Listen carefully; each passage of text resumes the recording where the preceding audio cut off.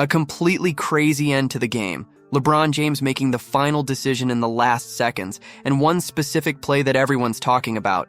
That was the vibe of the latest Lakers versus Pacers matchup. But hold on, there's a lot more going on behind the scenes that's making fans raise their eyebrows. And if you think LeBron's name only came up on the court, just wait until you hear what Stephen A. Smith said on national TV, and then had to walk back. In today's video, you're going to understand why this game had such an unexpected ending and what made one of the biggest sports commentators in the US take a step back after going at the king.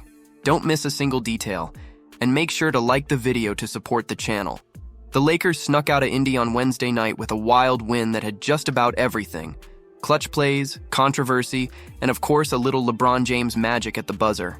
Yep, the king tipped in the game winner right before the horn and put the exclamation point on a chaotic finish that probably shaved a few years off every Lakers fan's life.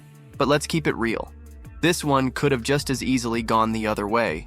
LA was walking a tightrope all night, and they were one missed whistle away from dropping their fourth straight game.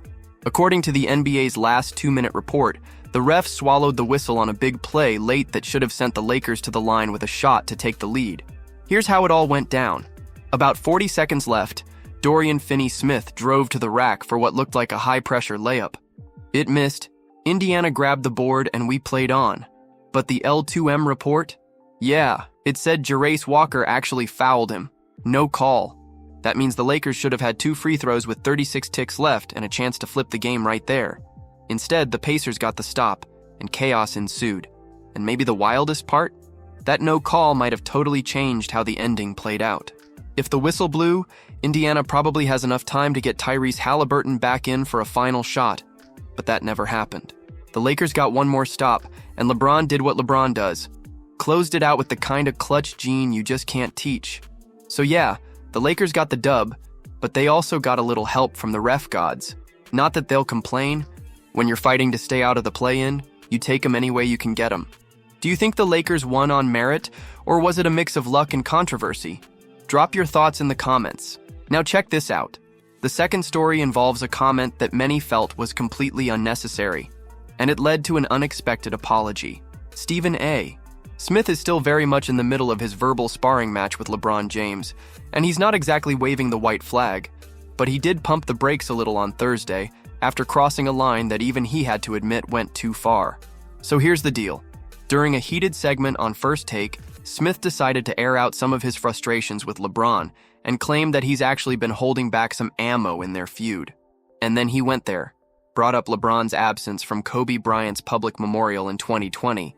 Yeah, that was the line. "I suggest he be happy with the things I haven't brought up," Stephen A. said before dropping the, "I never brought up why you weren't at Kobe's memorial." Boom. Just like that, the internet lit up. But pretty quickly, that grenade blew back in his own face. Because here's the thing, LeBron was reportedly at the memorial. He didn't speak publicly, wasn't caught on camera much, but multiple outlets listed him as being there.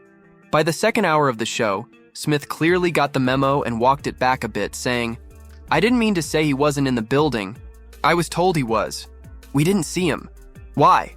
I'll let him answer that one day." Then, by the afternoon, he went full retraction mode on X, formerly Twitter, flat out apologizing and admitting he misspoke, and that he should not have even broached that subject. But don't get it twisted, he stood by everything else he said about LeBron. This whole saga kicked off after LeBron clapped back at Smith's coverage of Bronny, and ever since, Stephen A. has basically turned the feud into a content machine. LeBron? He's been more on the shrug and move on vibe, but he hasn't hesitated to poke fun at Smith here and there. Now, Smith walking back anything is rare. Dude usually doubles down even when the house is on fire. So for him to apologize at all, especially on something this personal, says a lot. He knows he crossed a line. Just don't expect him to stop talking about LeBron anytime soon. That train is still rolling. Just maybe with one less emotional speed bump next time. If we always have to rely on a LeBron miracle to win, you already know this season's going to be a heartstopper.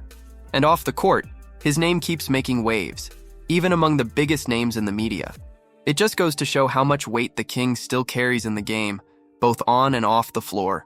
So make sure to subscribe to the channel to stay on top of everything going on with the Lakers and never miss an update about your team.